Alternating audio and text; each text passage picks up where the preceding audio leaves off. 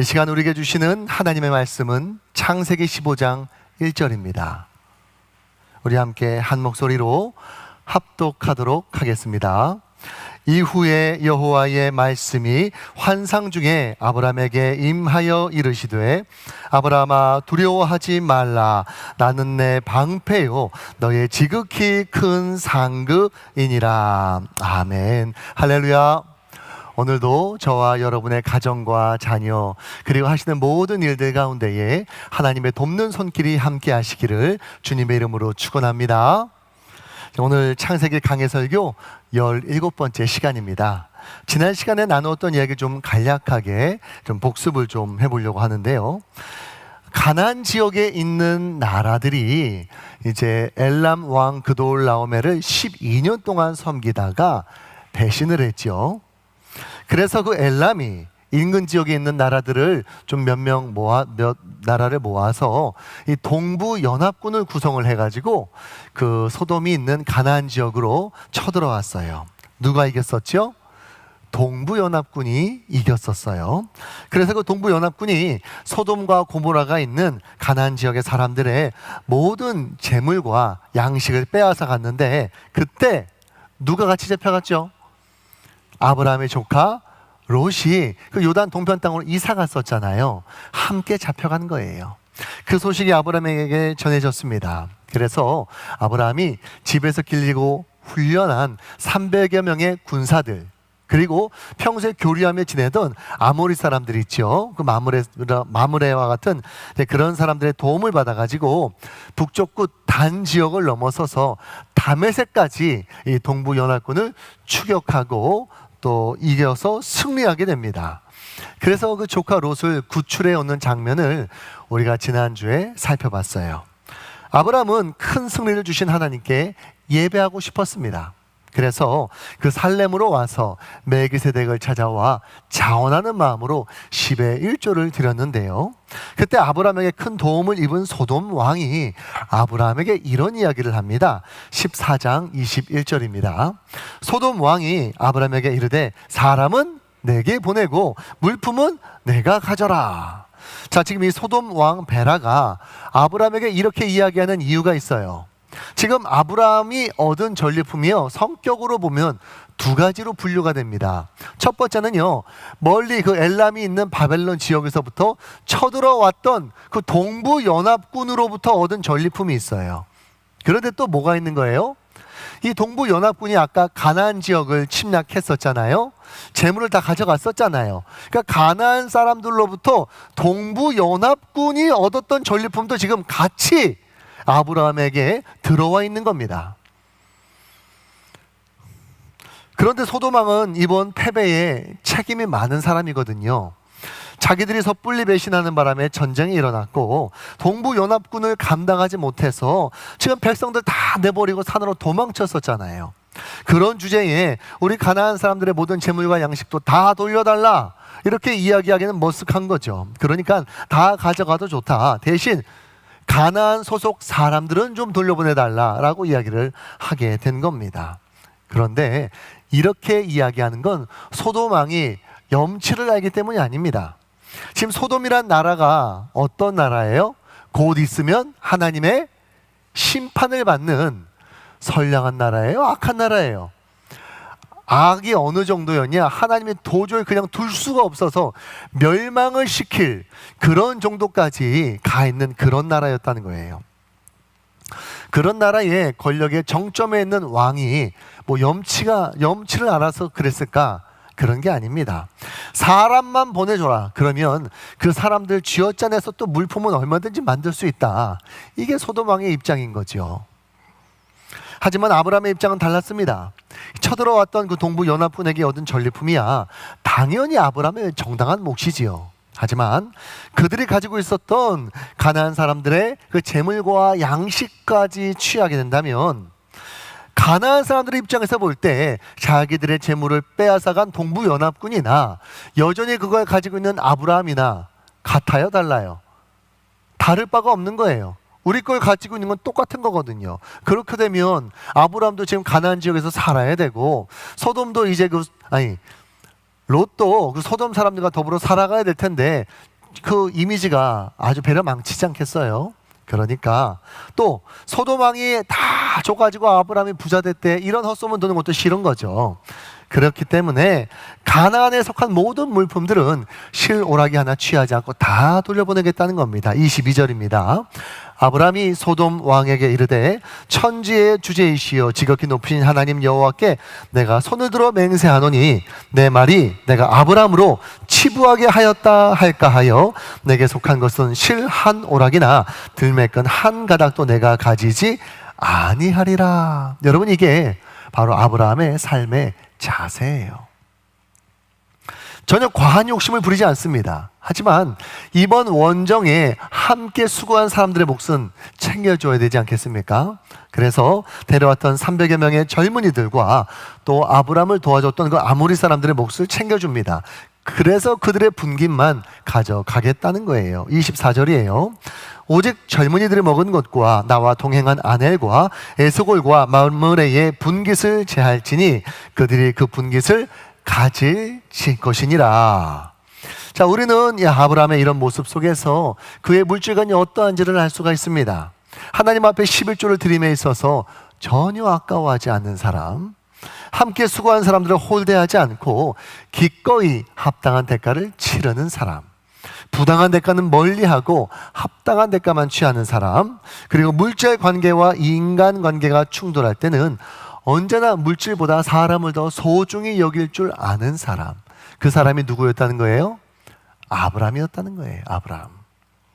힘이 곧 법이었던 시대에 아브라함이 이런 선한 양심을 가지고 살아갈 수 있었던 이유가 무엇일까? 아브라함이 어떤 사람이었어요? 어디를 가든 무슨 일을 하든 항상 누구를 먼저 생각하는 사람이에요? 하나님을 생각하는 사람이었다는 거죠. 아브라함의 이런 모습이 하나님께서 보시기에도 참 좋았어요. 그래서 하나님께서 아브라함을 찾아오신 거예요. 그래, 아브라함아, 너무 잘했다. 그래, 사람이 돈보다 중요하지. 이제 앞으로 널 함부로 건드리는 사람 없도록 내가 언제나 너를 지켜줄 것이야. 내가 너의 방패야. 그러니 너 이제 두려워하지 않아도 된다. 바로 내가 너의 큰 상급이다. 나는 네 거다. 이렇게 따뜻하게 격려를 해주시는 거예요. 우리 1절 한번 읽어볼까요? 이후에 여호와의 말씀이 환상 중에 아브라함에게 임하여 이르시되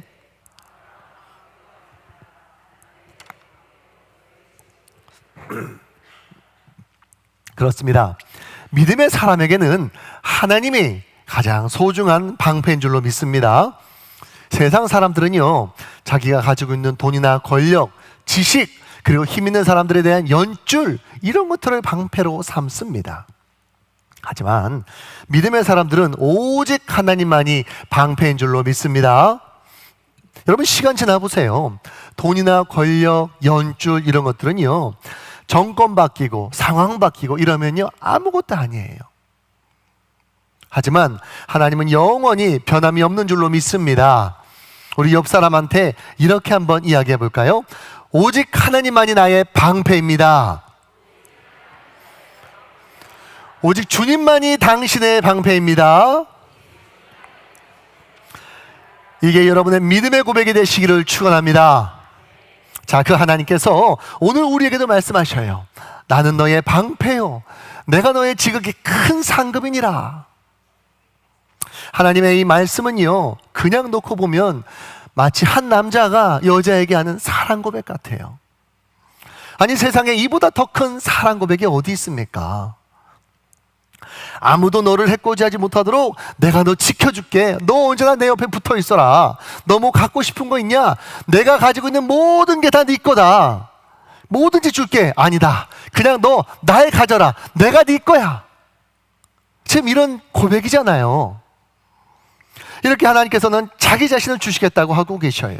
그런데 그러한 하나님의 사랑 고백을 받은 우리의 관심사는 어디에 있냐는 거예요.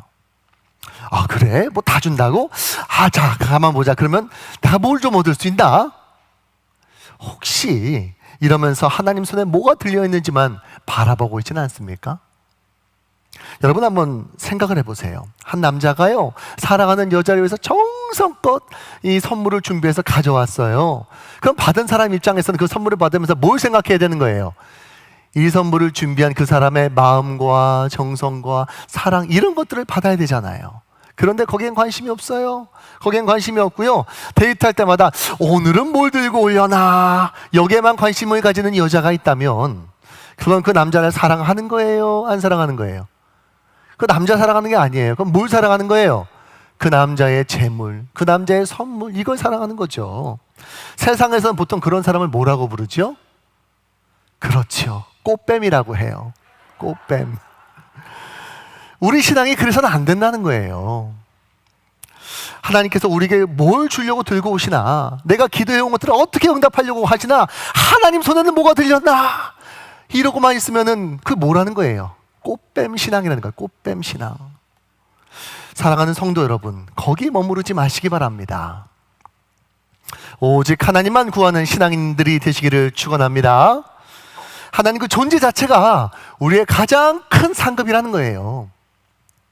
문제는 아브라함이 이런 하나님의 그 사랑에, 따뜻한 사랑 고백에 감동한 게 아니라 그 하나님의 손만 바라보면서 벌면 소리했다는 거예요.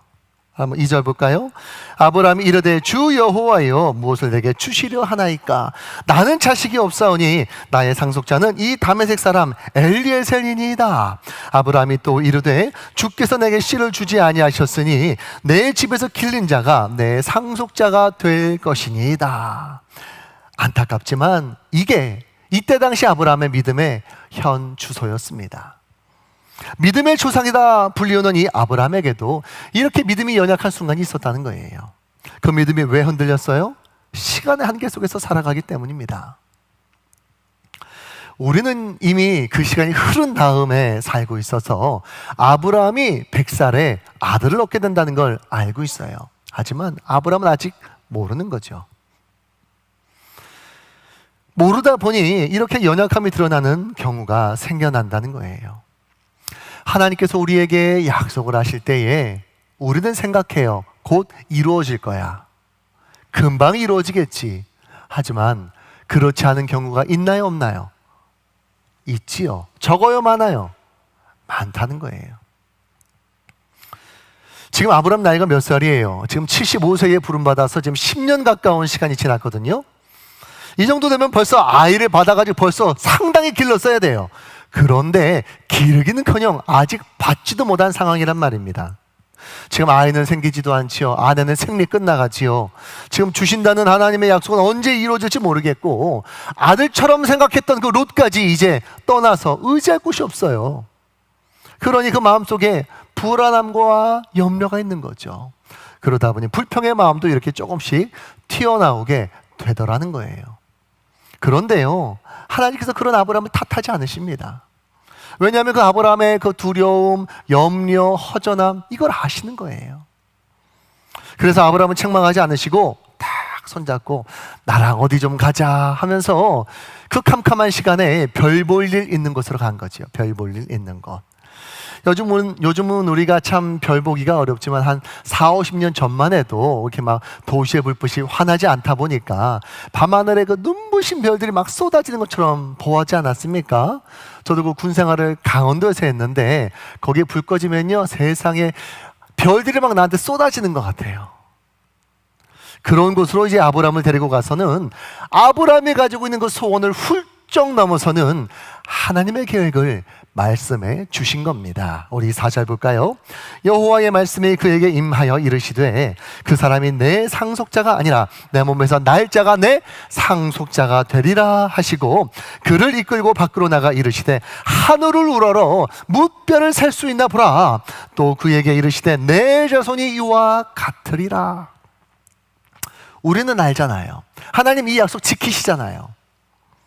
아브라함에게 아들 주시잖아요. 그거 우리는 알아요. 하지만 아브라함은 아직 몰라요. 왜요? 시간의 한계 속에 있으니까. 그래서 오직 믿는 수밖에 없는 건데 아직 믿음이 연약하다 보니까 이런 볼멘 소리가 나오더라는 거죠. 여러분, 이렇게 볼멘 소리 해놓고 나서 나중에 100살 되어서 이삭을 얻잖아요. 무슨 생각하겠어요? 아이고, 그때 내가 하나님한테 그러는 게 아니었는데, 내가 이렇게 아들 주실 줄 알았으면 그런 믿음 없는 소리 하는 게 아니었는데 하면서 후회하지 않았겠나, 그런 생각도 들어요. 그렇습니다. 아브라함이나 우리나 이 시간의 한결 속에서 살아가는 존재들이에요. 그러다 보니 믿음이 연약해서 더 기다리지 못하고 절망하거나 낙심하거나 할 수 있다는 겁니다. 그런데 사실 여러분, 그 순간이 사실은 믿음이 필요한 순간인 거예요. 저도 몇 년 전에 조금 어려운 일을 겪은 적이 있어요. 그때 당시 제 믿음으로는 감당하기가 참 힘에 부치는 그런 일이었습니다.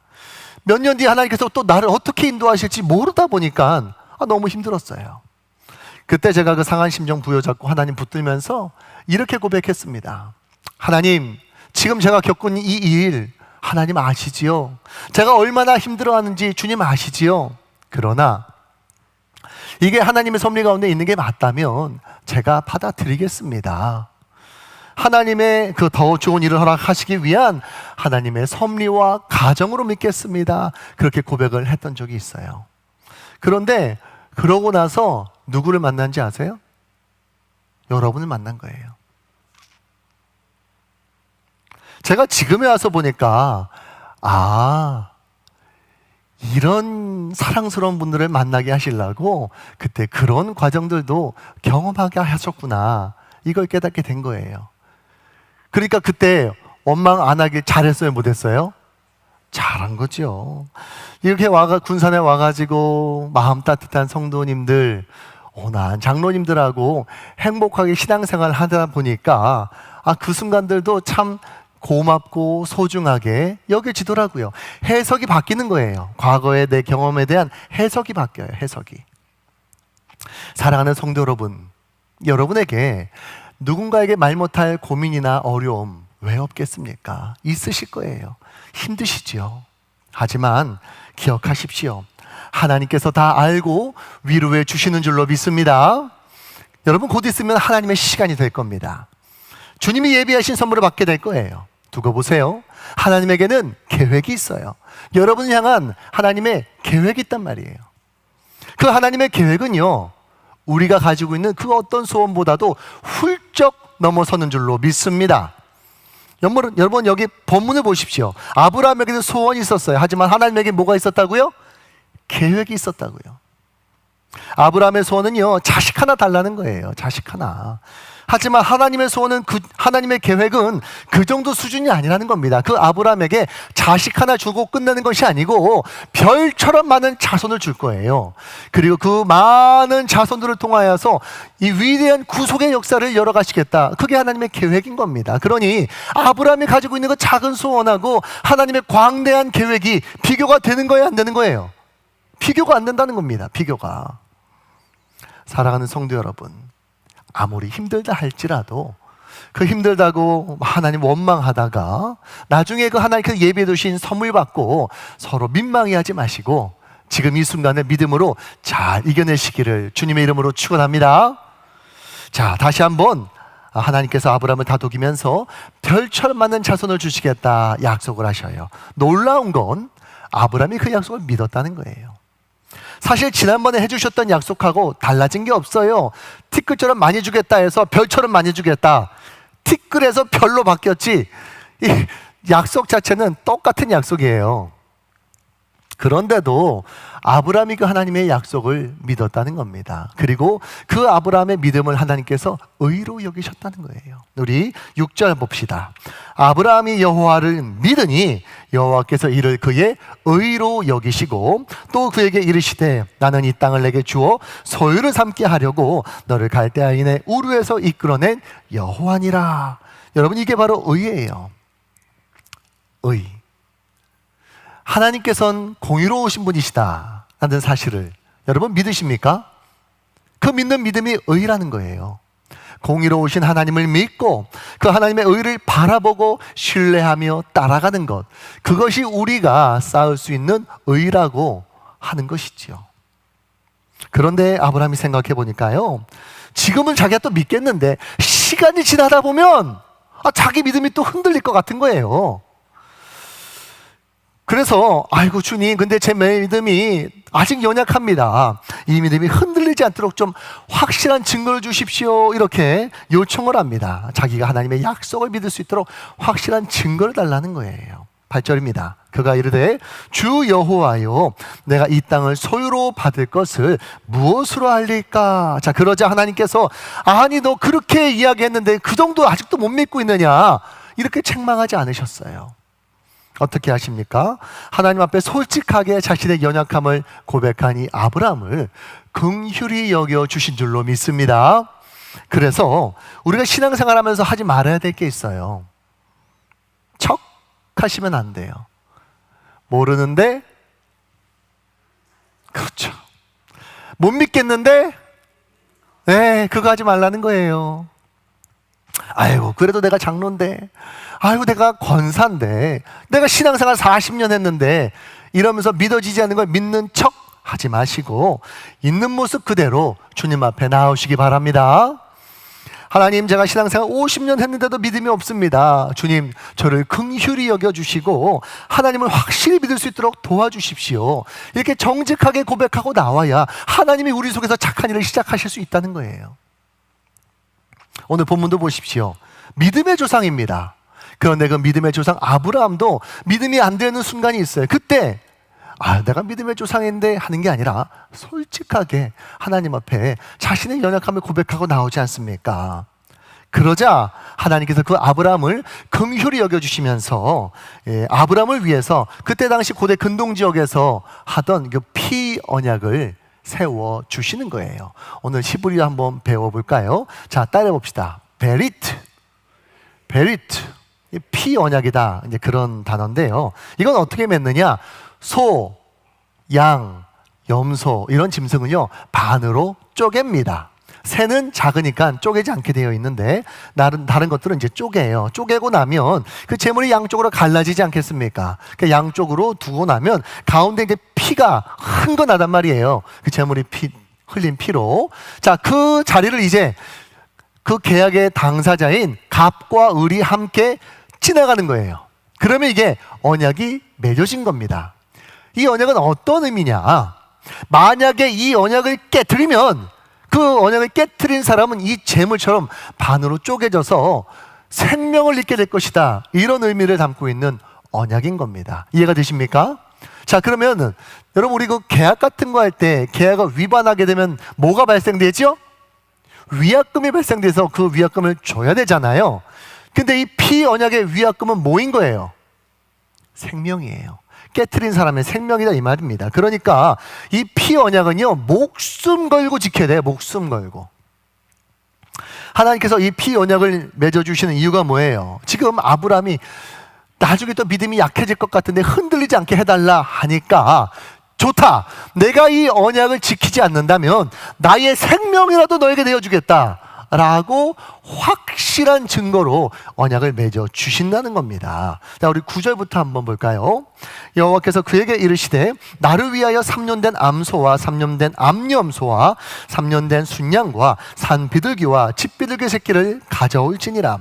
아브라함이 그 모든 것을 가져다가 그 중간을 쪼개고 그 쪼갠 것을 마주 대하여 놓고 그 새는 쪼개지 아니하였으며 솔개가 그 사체 위에 내릴 때에는 아브라함이 쫓았더라. 자, 이렇게 아브라함이 피 언약을 준비하고 기다리자 하나님께서요 아브라함을 잠들게 하셨어요. 그리고 아브라함의 소원을 훌쩍 넘어서는 그 하나님의 계획을 말씀을 해주시는 거예요. 그저 아들 하나 낳기르는 뭐 그런 정도가 아니라 그 아들을 통해 한 가족의 무별처럼 많은 자손을 거느린 민족으로 발전하게 될 것이다. 그리고 그렇게 되어지는 400년 동안 인큐베이터를 쓸 건데 그게 바로 이제 이방 나라 이집트라는 거예요. 12절 볼까요? 해질 때에 아브라함에게 깊은 잠이 임하고 큰 흑암과 두려움이 그에게 임하였더니 여호와께서 아브라함에게 이르시되 너는 반드시 알라. 내 자손이 이방에서 객이되어 그들을 섬기겠고 그들은 400년 동안 너의 자손을 좀 괴롭히게 할 것이다. 우리는 그 이스라엘이 400년 지낼 나라가 이집트라는 걸 알고 있죠. 하지만 아브라함 입장에서 이집트는 어떤 나라예요?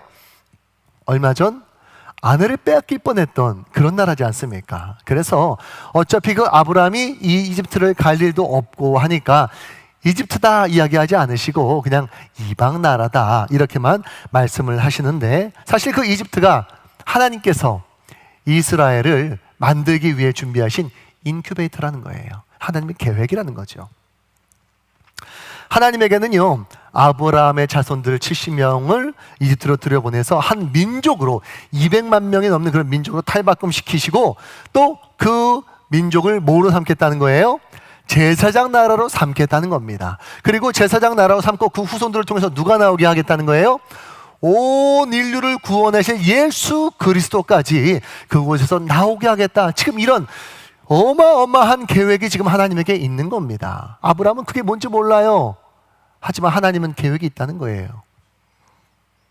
그런 것을 너는 반드시 알라라고 지금 이야기하고 계신 겁니다. 그런데 너만 알라는 게 아니에요. 앞으로 태어나게 될 너의 자녀들 그리고 모든 자손들에게도 이 하나님의 약속과 또 그 계획들을 알려주라는 겁니다. 그래서 때가 되면 그 이집트에서 꺼내겠다는 거예요. 우리 한번 봅시다. 14절. 그들이 섬기는 나라를 내가 징벌할지며 그 후에 내 자손이 큰 재물을 이끌고 나오리라. 너는 장수하다가 평안히 조상에게로 돌아가 장사될 것이요 내 자손은 4대 만에 이 땅으로 돌아오리니 이는 아모리 족속의 죄악이 아직 가득 차지 아니함이니라 하시더니. 자, 지금 가나안 땅에 있는 사람들은요, 의로운 사람들이 있어요, 없어요?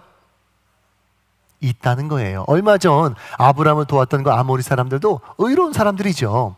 그런 의로운 사람들이 아직 여전히 희망으로 그 자리에 있는데 그 사람들 다 진멸하고 그냥 그 땅 준다는 건 말이 안 맞잖아요. 그래서 하나님을 보시니까 한 400여 년 지나고 나면 그 땅에 더 이상 희망이 되는 사람이 없을 거예요. 죄악의 관영하에 가득 차게 될 거예요. 그때 아브라함의 자손들에게 주겠다는 겁니다. 그래서 그때가 되면 이집트에서 꺼내시게 되는데 나올 때도 빈손으로 나오지 않고 어떻게 한다는 거예요? 이집트를 위해 일하는 그 모든 대가를 정당하게 받아서 그 이집트 사람들의 은금, 폐물을 아주 그냥 바리바리 가득 가지고 나오게 될 것이다. 이런 이야기를 합니다. 그런 약속을 하셨기 때문에 나중에 요셉이라고 하는 사람이 숨을 거두면서 뭐라고 유언합니까?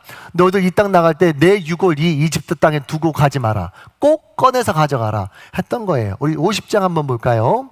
요셉이 그의 형제들에게 이르되 나는 죽을 것이나 하나님이 당신들을 돌보시고 당신들을 이 땅에서 인도하여 내사 아브라함과 이삭과 야곱에게 맹세하신 땅에 이르게 하시리라 하고, 요셉이 또 이스라엘 자손에게 맹세시켜 이르기를 하나님이 반드시 당신들을 돌보리니 당신들은 여기서 내 해골을 메고 올라가겠다 하고 맹세하라 시킨 거예요. 그래서 나중에 이집트에서 실제적으로 탈출할 때 보면요, 모세가 그 요셉의 유골을 챙겨요. 그 유언이 전달이 된 거죠. 한번 볼까요? 출애굽기 13장입니다. 모세가 요셉의 유골을 가졌으니 이는 요셉이 이스라엘의 자손을 단단하게 맹세시켰기 때문에 했다는 거예요. 자, 그래서 이 말은요, 아브라함이 하나님께서 자신에게 말씀해 주신 그 위대한 계획을 자기 자손들에게 잘 가르치고 전했다는 것을 보여주고 있는 장면인 겁니다. 자, 이렇게 아브라함에게 피 언약까지 이제 준비시키시면서 확실한 증거를 주시는 하나님께서 이제 그 언약을 맺으십니다. 자, 17절입니다. 해가 져서 어두울 때에 연기 나는 화로가 보이며 타는 횃불이 쪼갠 고기 사이로 지나더라. 여러분, 원래 피 언약은 누가 지나가야 된다고 했어요?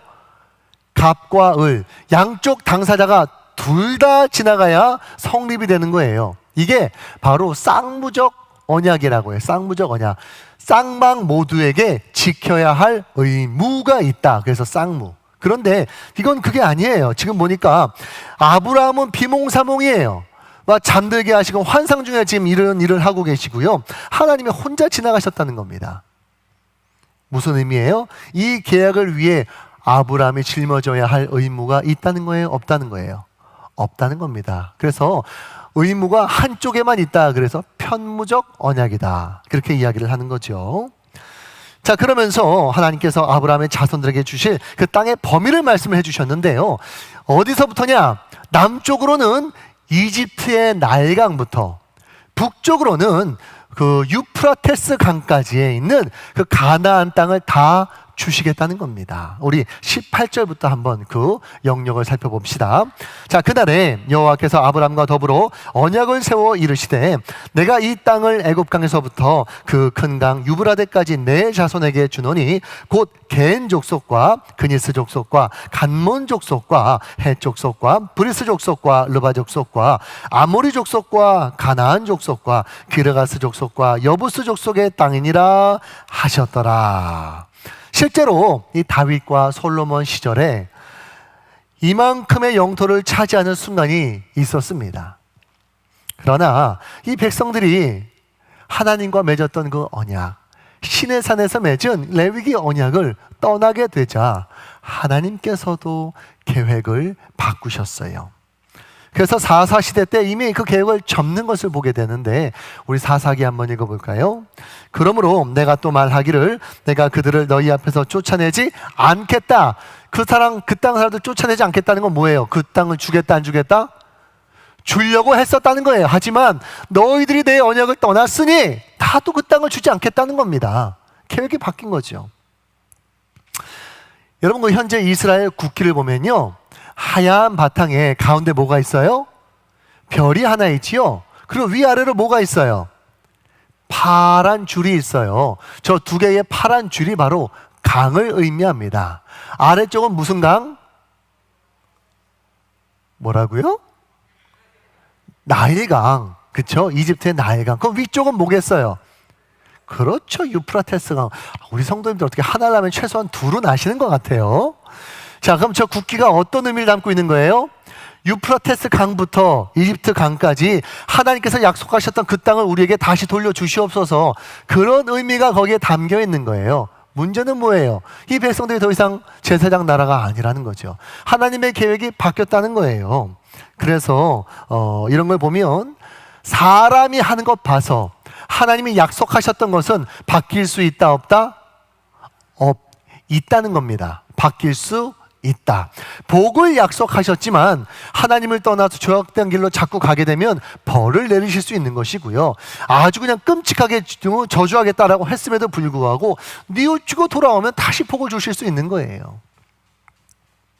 그렇기 때문에 우리도요, 그 약속 하나 붙들고 또 송구영신 예배 때 받는 그런 어떤 약속의 말씀 하나 붙들고 막 그렇게 살아가는 것이 아니라 하나님께서 우리에게 주신 하나님의 말씀 전체를 다 붙들고 받아서 읽어보고 그 말씀대로 살아간다면 우리를 향한 하나님의 계획과 약속은 멋지게 이루어지게 될 줄로 믿습니다. 말씀을 정리합니다. 아브라함의 소원과 하나님의 계획은 달랐습니다. 아브라함이 가진 소원은 대를 이을 자녀나 하나 달라는 것이었지만 하나님의 계획은요, 비교가 안 되는 거예요. 그 아브라함을 통해 한 나라를 만들고 그 나라를 제사장 나라로 세우며 모든 일들을 구원하신 예수 그리스도를 그 아브라함의 핏줄을 통해서 나오게 하겠다는 거예요. 죄송하지만 아브라함은요, 이 하나님의 계획을 이해하지 못했습니다. 그래서 여기서 이렇게 피 언약까지 맺어 주셨음에도 불구하고요, 흔들려서 다음 장의 16장을 가보면 그 사레의 여종인 하갈을 이제 취하고는 그런 장면을 보게 돼요. 그래서 태어나는 아들이 누구예요? 이스마엘입니다. 그래서 지금 이 중동 지역에 이스마엘의 후예들도 있고 이삭의 후예들도 있는데 여러분 보시기에 어때요? 서로 사이좋게 잘 지냅니까? 아니면 맨날 지지고 먹고 싸웁니까? 그 아브라함에게 책임이 있는 거예요, 없는 거예요? 저는 노코멘트 하겠습니다. 자, 그래서 저는 이것이 우리에게 반면교사가 되기를 원합니다. 나의 소원과 하나님의 계획은 다를 수 있어요. 그런데 그때 내 소원에 머무를 것인가, 아니면 차원이 다른 하나님의 계획에 동참할 것인가, 우리가 신앙생활하면서 이걸 결정해야 된다는 겁니다. 내 소원에 머무를 것이라면 그냥 맨날 하나님 이거 주세요 저거 주세요 이러면서 기도하면서 살아도 뭐 상관없어요. 그 모습이 그 모습이니까. 문제는 뭐냐, 그렇게 살아가는 것이 바로 탐심이라는 거예요. 탐심. 골로새서 3장 5절을 보니까요, 탐심은요 신앙생활이 아니라 뭐래요? 우상숭배라는 거예요. 우상숭배. 그러니 사랑하는 성도 여러분, 내 소원 붙들지 마시고 내 계획 붙들지 마시고 하나님의 계획에 동참하시기를 축원합니다.